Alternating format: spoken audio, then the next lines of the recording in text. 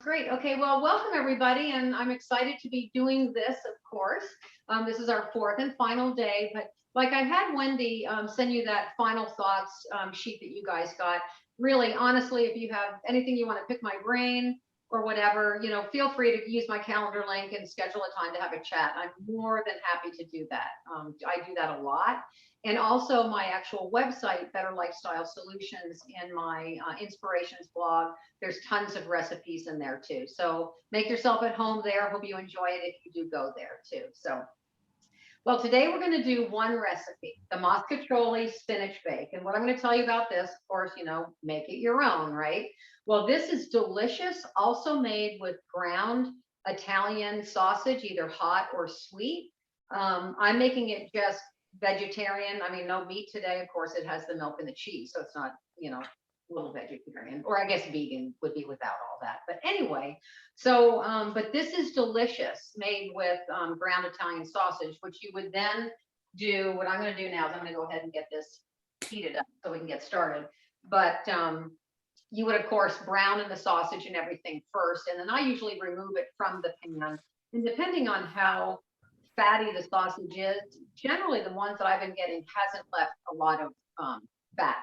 There's just a little in there, which then, of course, instead of the olive oil, you could then brown your onion and proceed with your recipe with the fat that's left in the pan from the sausage. So I will tell you, this is delicious with the sausage. Okay, but we're gonna make it's delicious without, but it's really good with.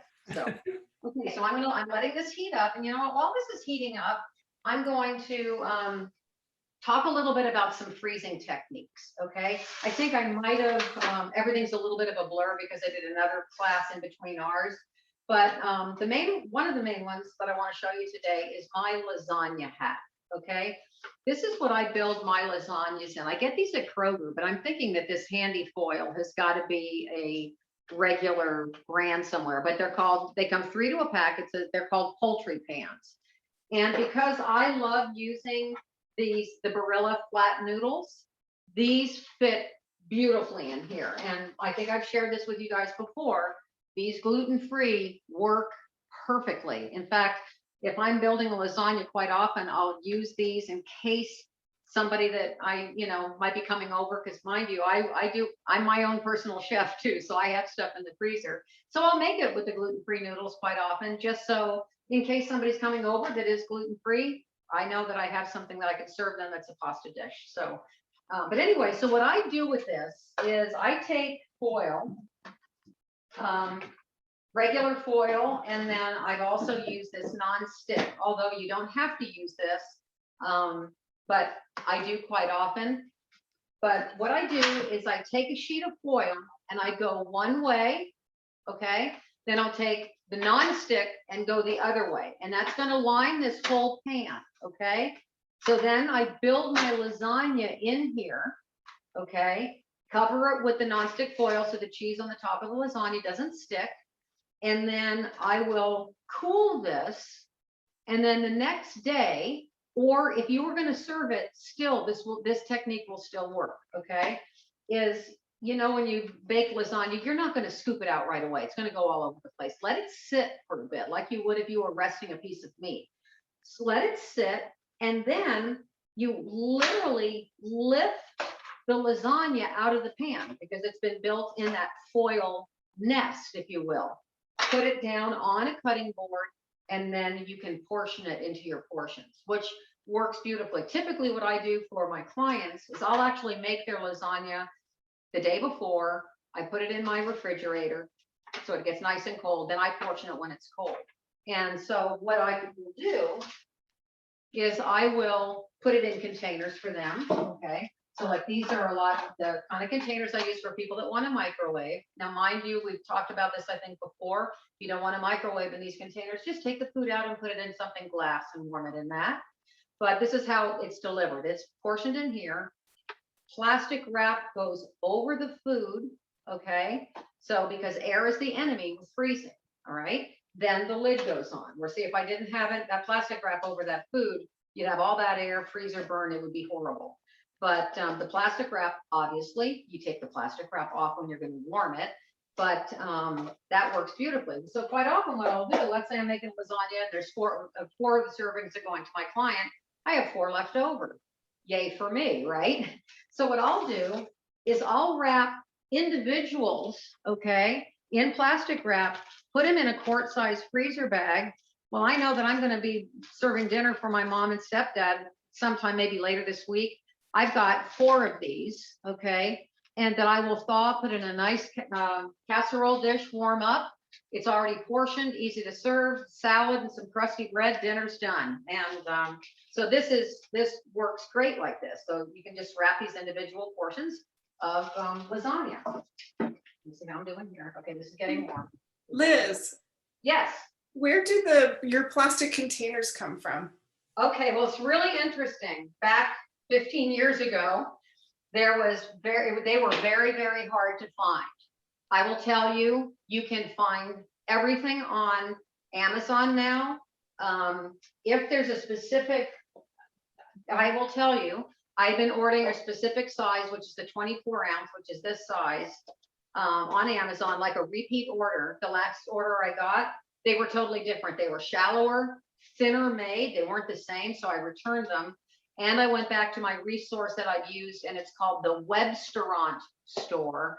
And you can get them there too. Now, granted, you know, they're going to be like 150 containers. So, you know, sometimes what I tell people is, hey, get together with your friends and split a case. They're not that expensive. But Amazon, I know that they've got them that you can get them in like sleeves of 25 or sleeves of 50, all different sizes. Go by the reviews. All of them anymore now have no non-BPA, all of that safety and everything. So Amazon really does have a good selection. And in addition, I also, of course, use foil containers because I have some clients that want to reheat in the oven. So I use these.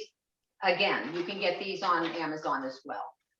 Just kind of poke around, find a size that you like, and maybe divide up a sleeve or 2 with some friends. So then you have them. But these plastic ones, boy, in and out of the dishwasher, they will last, you know, a long, long time. They do really well. Yeah, I recycled them forever, and then I deemed them like probably no longer stable and had to throw them away.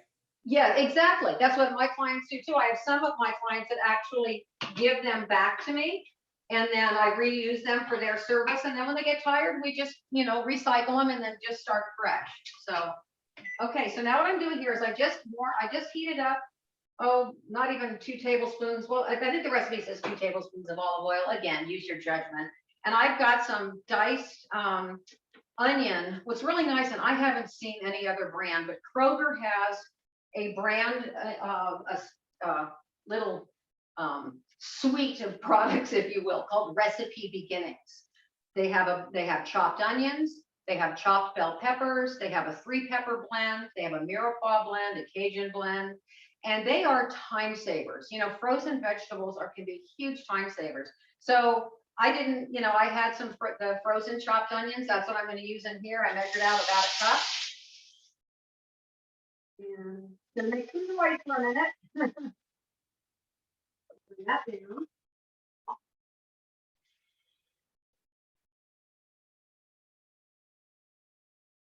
Cooking onions do smell good.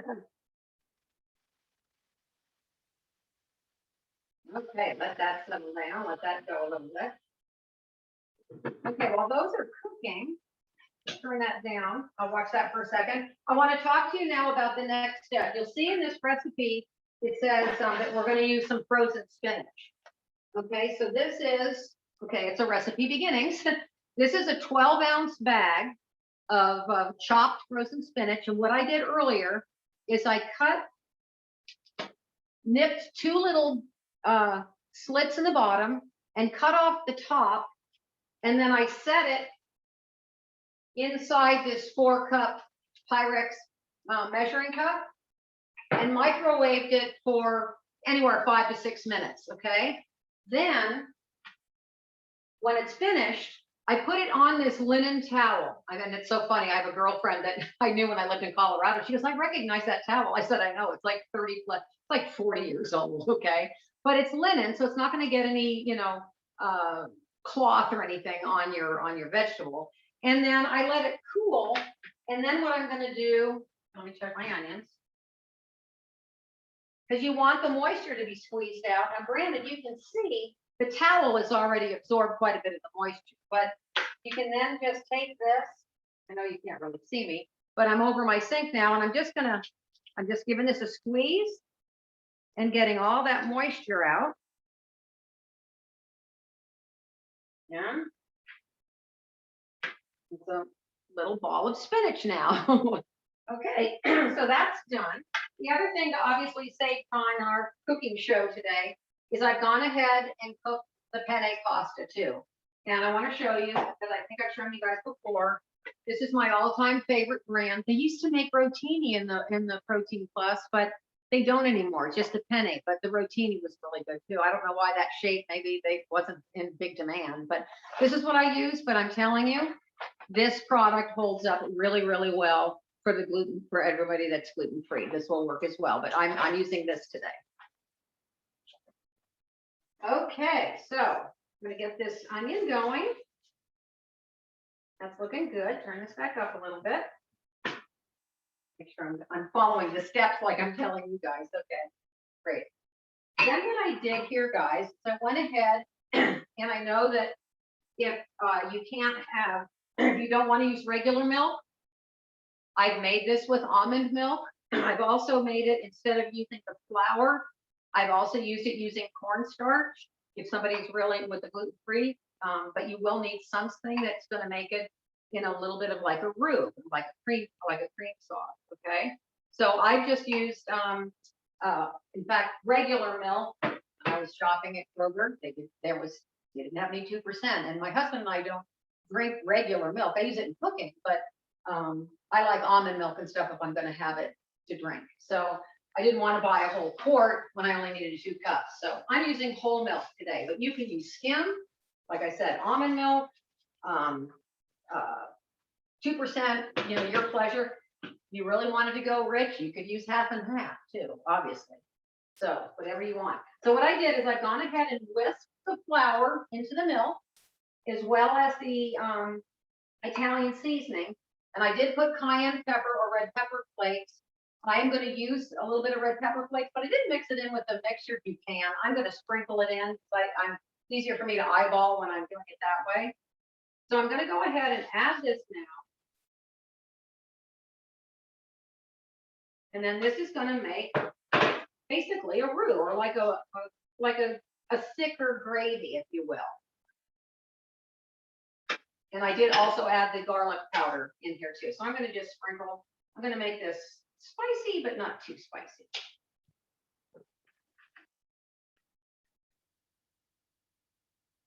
And if it gets where it looks like, oh boy, that's really looking thick, don't worry, because you're going to be adding these are so good. And I think they have other brands, but you guys, you have to be careful. Read your labels. I know the red gold, there isn't anything weird in here, weird, those long words or hydrogenated, whatever. I mean, this is obviously a really good brand, Indiana, of course. But I think there's either Del Monte or one of the others. I mean, it has bizarre other stuff in there, basil, garlic, and oregano. Now, maybe it's changed since 15 years ago when I was reading those labels. Maybe they're healthier now, but I know this red gold is great. So this is the basil, garlic, and oregano. And I've got both of these are open. I'm ready to pour in a minute. But see, this is all, I think you guys can kind of see, but this is thicky. It's like a thick,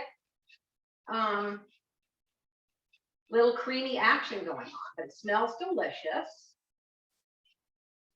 Okay, so I'm going to turn this down just a little bit. Now what I'm going to do, you can see this is going to go together really quick. Right, I'm going to follow my directions because okay, now I'm going to add in the Parmesan. I've already measured out my Parmesan. Adding in the Parmesan. Of course, that's going to make it even cheesier and thicker. But here's another thing too. Well, I'm going to wait till after I mix everything.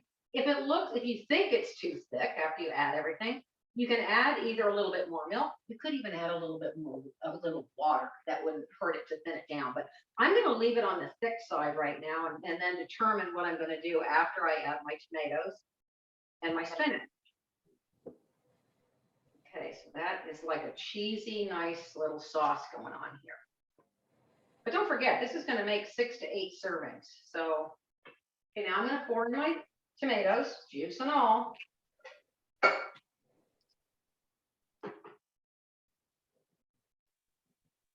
Okay.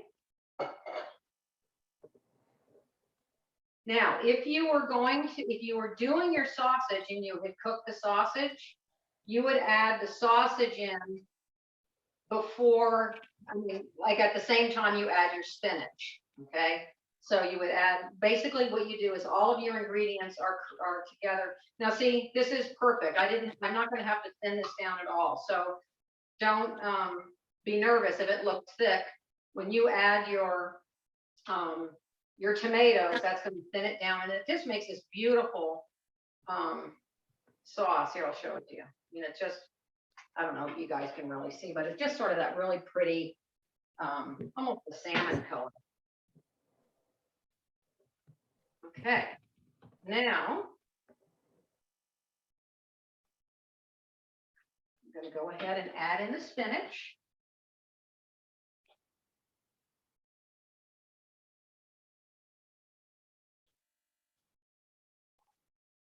Okay.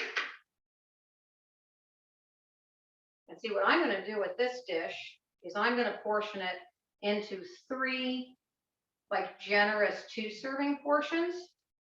And then I'll freeze it. And then again, if it's something that my husband and I, for one dinner, I'm going to go over to company, you know, bring dinner to my mom, or they're coming over here, or friends are coming over, I know I'm going to have a minimum of 6 servings of this that I can thaw and then heat up in the oven and enjoy.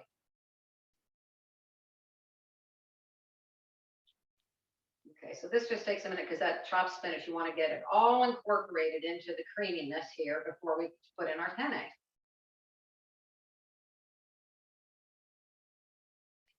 The smells really good. Now I'm going to taste it because even with the Parmesan cheese, it's quite often, it'll surprise you, it will still need a little bit of salt and pepper. So as soon as I get this all mixed in. And you know, you could use fresh spinach out of the bag in here, but I really think that if you can't, the chopped spinach, the frozen, it's just smaller and really goes all around. But don't hesitate. If you've got fresh spinach that needs to be used, just use it, or cook it ahead and squeeze it like you would, and then use it as cooked spinach. Okay, well, I'm going to get out my trusty little tasting spoon. See what we're doing here.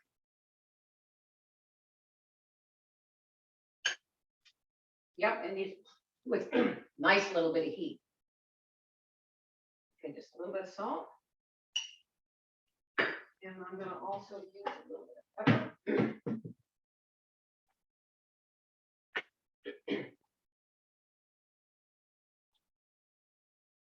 So at this point, you would then put in your the cooked ground Italian sausage if you wanted. And basically for a recipe like this, if you were going to use it, I just use a pound. I mean, that's plenty. It just imparts a nice flavor and gives you that little bit of meat in there. You could use more, obviously. Make it your own. Okay, now I'm going to top. And what I did is I always cook around 3.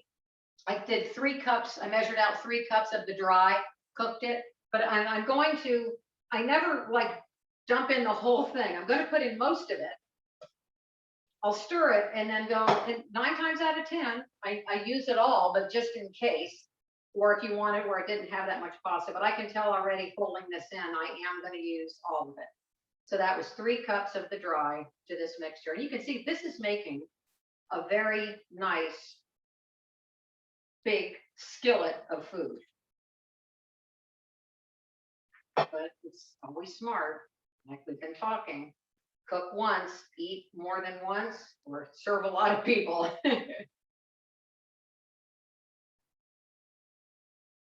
Oh, this looks, I just love this dish. I mean, everybody loves this.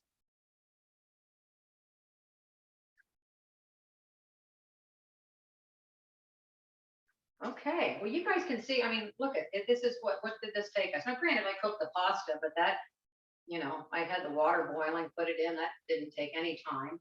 So this is something that's really easy to go. And of course, I know that we were doing, we wanted a casserole dish. Well, this is something that you could serve right now, or like I'm going to show you, what I would do then is put it in, I'm going to put it in 3 of this size container, which is a generous 2 portions, okay?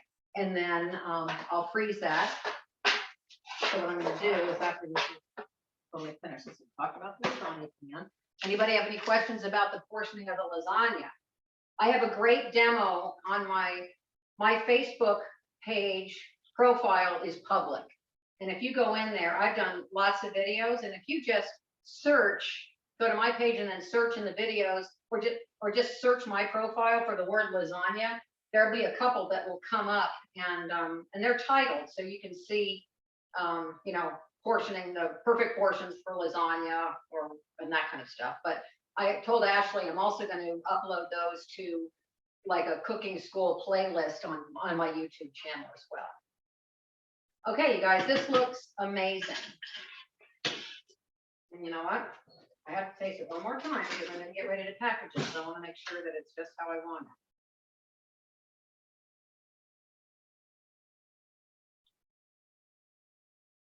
Perfect. Okay. So put this over here. Great. And then what I'm going to do is I'm going to go ahead and portion into these containers, and I'll let these sit for a bit with on a cooling rack before I put the plastic wrap on top. But you can see this made a very, very, like I can tell you that this is gonna,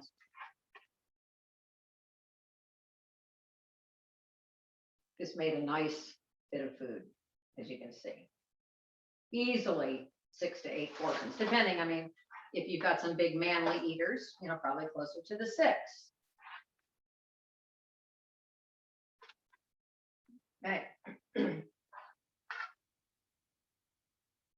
But it's just so nice. And then what I would do is then I'm going to portion it and then put the plastic wrap. But if you wanted to, before you reheated it, if you wanted to add a little bit of shredded mozzarella or whatever to make it cheesier and more like casserole-ish, you could. Not necessary, but there's not anything saying that you couldn't do that. Go ahead, Ashley. Oh, I thought I heard somebody had a question. Oh, no, someone came in and no, you're good. Okay, great. Okay, well, I can tell you really, knowing my husband and I, this is going to be one of these containers is easily 3 or more servings. I mean,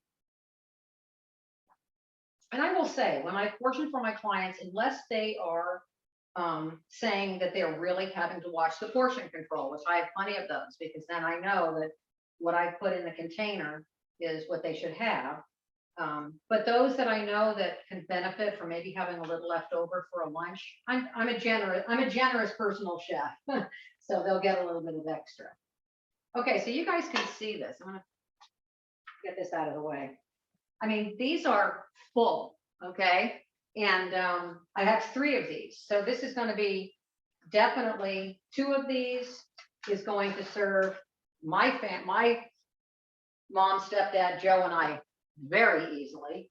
And then what I'll do is I'm just going to put these on a wire rack, and I'm going to set them out of the way.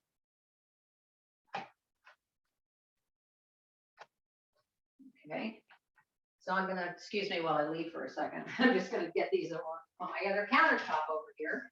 And then I want to show you guys, I showed you the spinach, but I want to show you, because I don't remember if I shared this in our other class. But this is the other thing. It's like when I cook angel hair or pasta, I never just cook what I need. I cook the whole box. And then what I do is then I portion it. You can see in here, I've got 1, 2, 3, 4, 5 portions of angel hair. And then what's nice is that you know how much you're going to eat. So you portion out what you would eat, put it in a sandwich bag, roll it up tight, then put your sandwich bags in the Ziploc, a quart freezer Ziploc, label what it is. Obviously, I labeled this, but I can tell by looking at it what it is. But I have things like this in my freezer for brown rice, angel hair, quinoa, vegetable brown rice, anything that when I'm making it that I have extra that from what I've made in the cook day, I just take advantage and then have it in my freezer, so it makes dinner for my husband and I easy. So that is that. Okay, I showed you the different containers, and yes, like I said, the Webstaurant store is good, but like I said, Amazon, you're going to have a lot of different selections there for containers. I know I had one client that we went through that we actually started using glassware, like Pyrex, I think, was one of the brands that had like plastic lids. Those are great too. Mind you, they're going to take up more room in your freezer and they're heavy. And so we found that she had to have 2 full sets. So then when I delivered her food, then the other, and it lasted for a short period of time, but instead they've just gone back to using these and then recycling them. So, so that's really, I know that just seems like this went kind of quick, but I guess now would just be if anybody just wants to pick my brain or has any questions, or how else I can help you guys.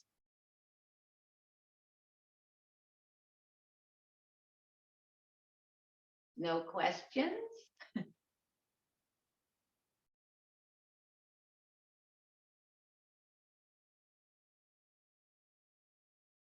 Ashley, can you tell if anyone has any questions? There's none in the chat. Okay.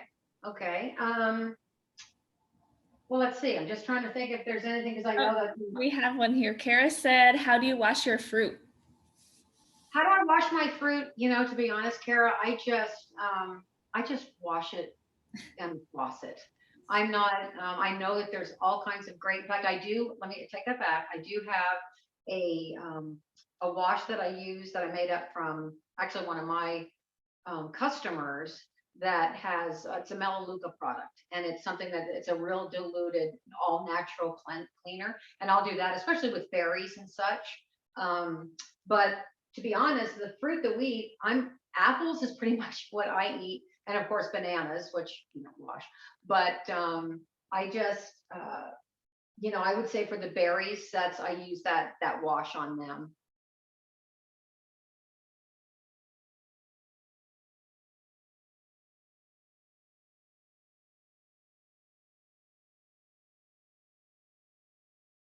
Okay, no questions. Okay, from Latanya. Okay, thank you for coming, Latanya. Okay, good, you guys. Well, I hope you guys got some value, and I hope you have fun with cooking. And if you have any other questions, like I said, please feel free to reach out. Honestly, it would be my joy to assist you in any other way. Thank you so much, Liz. Okay, great. Well, I know it was a little bit quicker today, but if everybody's in good shape and has to pop off, I guess that's okay.